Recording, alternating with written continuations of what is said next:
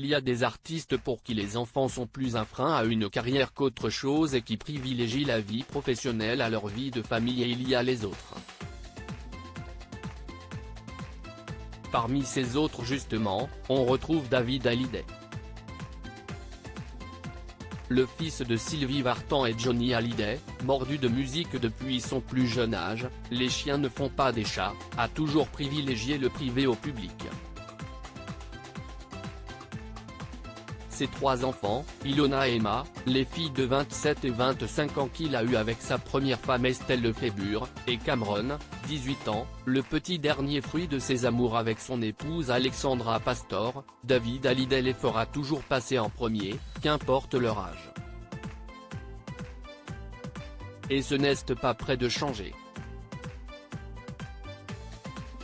Dans les pages du magazine Gala, dont les journalistes sont partis à la rencontre du clan Hallyday dans sa maison au Portugal, David Hallyday s'est confié sur sa vie de patriarche, entouré de sa femme, de son fils et de sa plus grande fille Ilona, tout juste maman d'un petit Harrison, avec son mari Cameron, si l'on en croit les informations de l'hebdomadaire.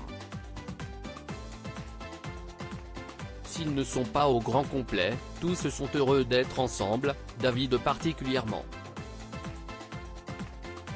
Là où d'autres ne sont pas plus transformés que ça par la paternité, David Hallyday est quant à lui prêt à tout arrêter en rencontrant ses enfants. Jeune papa, je vois pas ma vie bouleversée, je perds un peu l'ambition de ce que je fais, confie-t-il.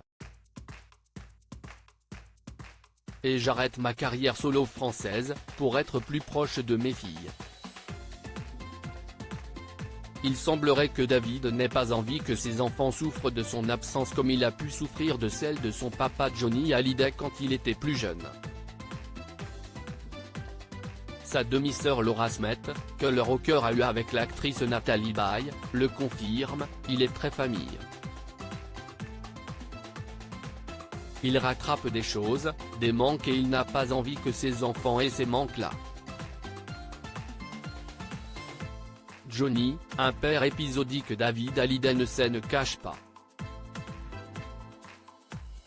Être le fils d'une star telle que Johnny n'a pas été facile, j'ai un souvenir de mon père épisodique.